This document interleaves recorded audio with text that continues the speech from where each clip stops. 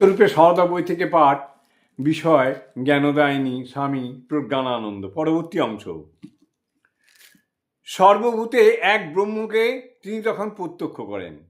এই প্রত্যক্ষ কিন্তু ব্রহ্মোপলব্ধিরূপ, ব্রহ্ম প্রভাবেরই ফলশ্রুতি। তার কাছে তখন ত্যায্য গ্রাহ্য বলে আর কিছু থাকে না।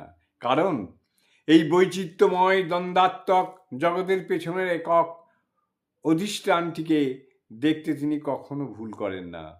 এই একত্ব দর্শনই সর্বোচ্চ অবস্থা।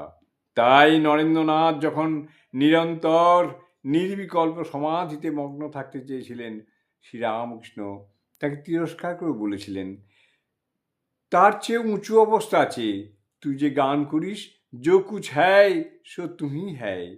অর্থাৎ এই বিজ্ঞানীর অবস্থার কথাই শ্রীরামকৃষ্ণ বলেছিলেন। এই বিজ্ঞানীর অবস্থায় প্রতিষ্ঠিত থেকেই স্বামী তুরীয়ানন্দ দেহত্যাগের সময় বলেছিলেন, ব্রহ্ম সত্য, জগৎ সত্য, সব সত্য, সত্যে প্রাণ প্রতিষ্ঠিত। সীমা এই একই দর্শনের অবস্থাটিকে বর্ণনা করেছেন এই ভাষায়, সাধন করতে করতে দেখবে আমার মাঝে যিনি, তোমার মাঝেও তিনি, দুলে বাগদি ডোমের মাঝেও তিনি।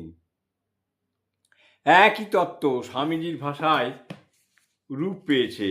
ব্রহ্ম হতে কীট পরমাণু, সর্বভূতে সেই প্রেমময়।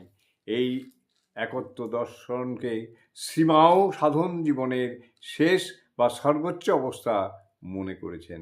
তাই বলেছেন, শেষে দেখে মা আমার জগৎ জুড়ে সব এক হয়ে দাঁড়ায়।